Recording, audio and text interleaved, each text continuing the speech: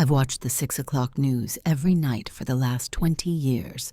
Same anchor, same tone, same predictable stories. Most nights I half listen, eat dinner, wash the same 2 plates, go to bed. Nothing special. But on this night, the news didn't just surprise me. It changed my entire view of a moment I thought I'd already forgotten. The anchor paused, looked straight into the camera, and said, "Tonight, we reveal the identity of the woman behind the anonymous donation that's saving thousands of lives." And then her face came on the screen. I dropped my fork, because that woman, the one the whole country was about to celebrate, was the same woman I helped on the side of a rainy highway just 2 nights before. She didn't tell me her name. She barely said anything, just thanked me, smiled, and disappeared into the storm. I thought I was just changing a tire for a stranger. Turns out I was helping someone who would quietly change my life, and so many others. My name's Tom Delaney. I'm not the kind of man who usually finds himself in the middle of anything important. I wake up early, work with my hands, keep to myself. That's the rhythm of my life, and it suited me just fine, especially since my wife passed 5 years ago. We owned a small auto repair shop just outside of town, Delaney's Garage. Not fancy, but honest work. People trusted us. Mary ran the books. I ran the shop. We never had kids, but we had a life that felt full, quiet, real. After she was gone, the house got quieter. Too quiet. I kept working, because that's what you do when there's nothing else left to fix. These days, I don't do much outside the shop. I go home, make dinner, watch the news. I don't talk to people unless I have to, not out of bitterness, just habit. That night, the night it all happened, was like any other. It was raining, not just a light drizzle either, one of those steady, soaking rains that crawls into your bones and makes the whole world feel heavier. I'd stayed late at the shop finishing a last-minute brake job for a single mom whose car had been squealing for weeks. She didn't ask for a discount. I gave her one anyway. I closed up around 8:15. The rain was still coming down in sheets as I drove my old pickup along the back road home, headlights slicing through the dark like dull knives. I didn't pass many cars, didn't expect to, but a few miles from my turnoff I saw hazard lights blinking ahead, dim, flickering. It was a sleek black car pulled halfway off the shoulder, one tire obviously flat, the other 3 still stubbornly shining like showroom glass. I slowed down. The driver's side door was open, and someone was bent over in the rain, fumbling with what looked like a jack. My first instinct was to keep going. Not because I didn't care, but because I didn't want to spook her. A woman alone on a dark road in the rain. A man pulling up in a truck might not look like help, even if he means it. I almost passed her, but then I saw her slip. Not hard, just enough to drop the jack and catch herself against the car. Her coat was soaked, hair matted to her neck, and her fingers, even from where I sat, looked like they were shaking. So I pulled over, put the hazards on, left the engine running. I stepped out, keeping my hands visible. "Ma'am," I said gently, "not trying to scare you. Just figured maybe you could use a hand." She turned slowly, no fear in her face, just surprise, and maybe relief. "You a mechanic?" she asked. 30 years, I replied. She smiled, tight but real. "Well, then yeah, I could use a hand." She stepped aside, still gripping the jack awkwardly, like she wasn't sure whether to hand it over or apologize for using it wrong. "It's my rental," she said, brushing wet hair from her face. "Can't even figure out how to get the spare down." "You're not the only one," I said. They hide 'em under the car now. Makes folks think twice before changing it themselves. That got the smallest laugh out of her, the kind people make when they're grateful to be helped, but too tired to say so. I reached under the frame and found the latch in seconds, years of muscle memory. "You got a flashlight?" I asked. She reached into her coat pocket and handed over her phone. The screen was already cracked. Battery low. I held it with one hand while loosening the spare with the other. Mud splattered up the side of my arm, but I barely noticed. We didn't talk much, just the occasional polite exchange. She asked if I wanted gloves. I said I didn't mind the mess. She crouched down once to see what I was doing, but I motioned her back toward the car. "Rain's letting up a bit. You should stay dry while you can." She hesitated, just a second, then nodded, slid into the driver's seat. I finished up in under 10 minutes. Not my cleanest work, but the tire would hold until morning. I stood, wiped my hands on the inside of my shirt, and stepped up to her window. She rolled it down. "You're fast," she said, genuinely impressed. "Comes with repetition," I said, shrugging. She reached into her bag, pulled out a wallet. "Can I pay you? Really? I insist. That was more than generous." I waved it off. "Don't worry about it. Just pay it forward next time you see someone stuck." That surprised her. She tilted her head, watching me like she was trying to place me. "What's your name?" she asked. "Tom." "Just Tom." "Just Tom." She nodded, her eyes still studying me. Then she smiled, this time wider, more relaxed. "Well, thank you, Just Tom. You didn't have to stop." "Most people wouldn't," I said, "but I'm not most people." She reached out her hand through the window and I shook it, firm but brief. Then she said something strange, something small, something I wouldn't fully understand until much later. "You have no idea how much this means to me. Not tonight." And then, just like that, she drove off. No drama, no last name, just taillights fading into the mist. I watched until they disappeared. Then I got back into my truck, turned the defrost on, and sat there for a minute, letting the quiet settle in, letting the storm move on. I didn't know it then, but I just helped someone who wasn't just a stranger. She was someone whose name the whole country was about to learn. The next day came and went like most days. Rain gave way to gray skies. The roads were slick, but clear. I opened the shop, fixed a busted alternator for a college kid with more ambition than cash, and made small talk with my neighbor who came in for an oil change and brought coffee because you looked tired. I didn't mention the woman, didn't even think to, not because it wasn't worth remembering, but because I've helped a lot of people in my life. Flat tires, dead batteries, locked doors. You do it because you can, because someone once stopped for you when they didn't have to. It's not supposed to be a big deal.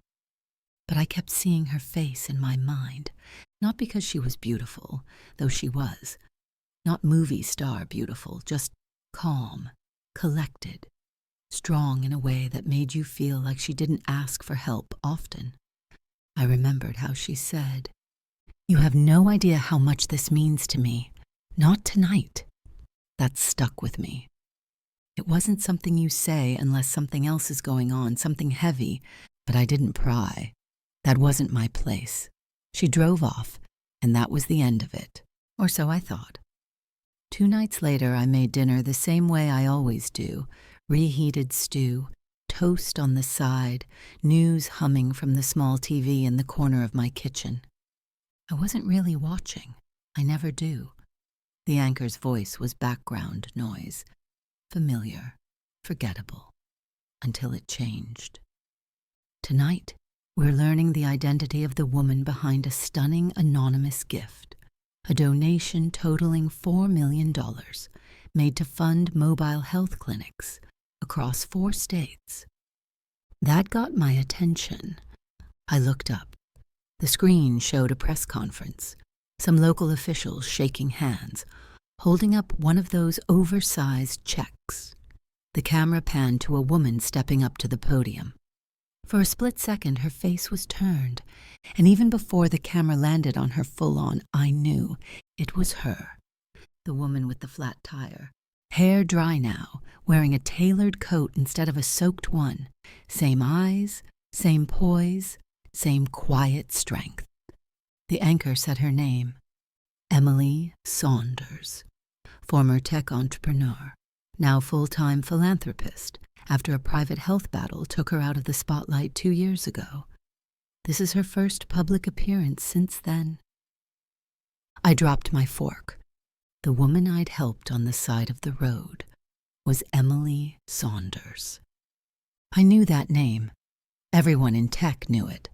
She'd co-founded a health data startup in her 20s, sold it before she was 30 for hundreds of millions, and then vanished from the headlines after a cancer diagnosis and a very public breakup with a man twice her age who tried to take credit for her work. She had disappeared. Until now.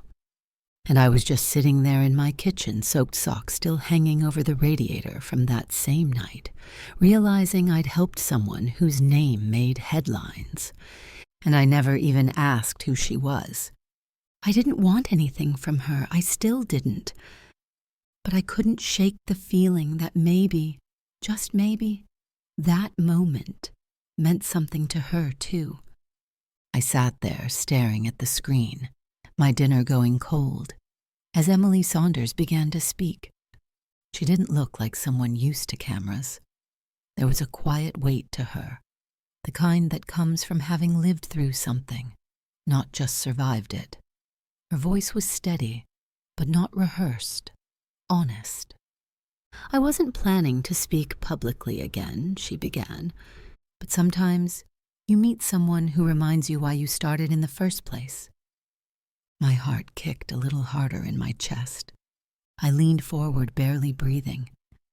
A few nights ago, in the pouring rain, I got a flat tire on a road I didn't know, in a town I'd never been to before. My phone was dying. I didn't even know if roadside assistance would find me in time. She paused, and then someone pulled over. A man.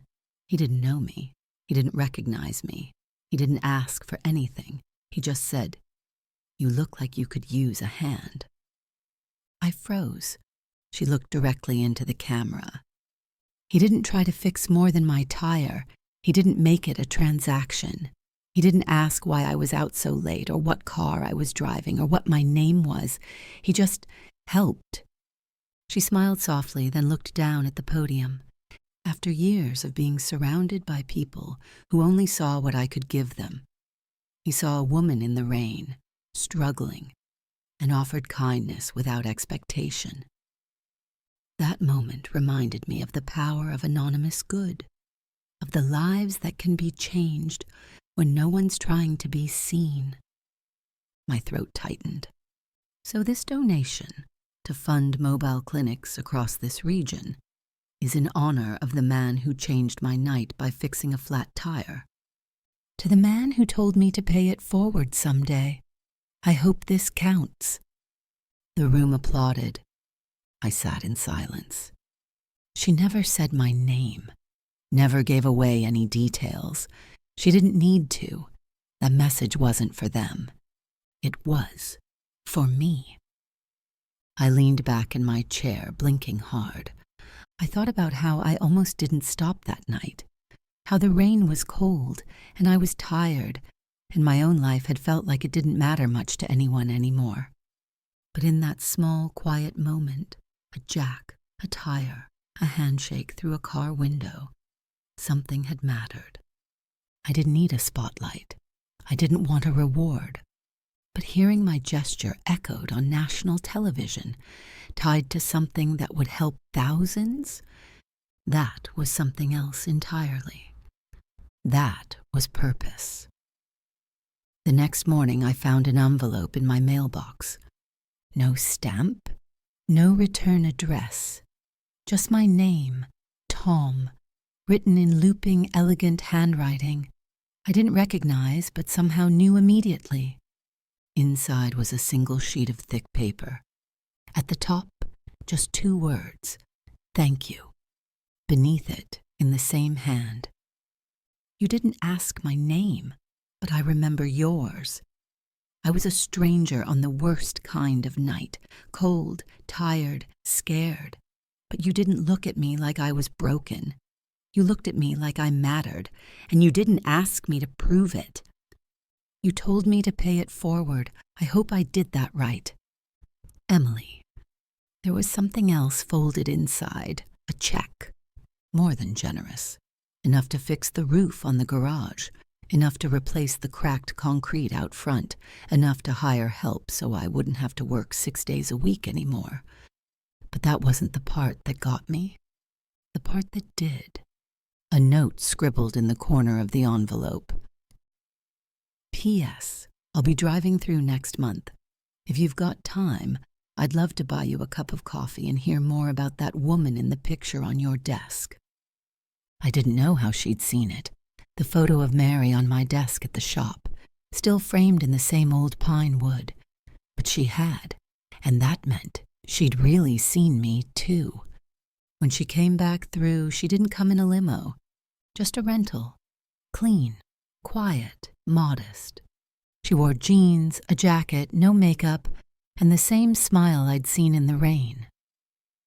We sat on a bench outside the diner, 2 regular people sharing bad coffee and good silence. She asked about Mary, and I told her everything. How we met, the garage, the way she used to sneak Post-it notes into my lunchbox that said things like, "You fix cars, but you keep people running." Emily laughed at that. Then she said, "Sounds like she saw what the rest of the world's just catching up to." We didn't talk about the money. We didn't need to.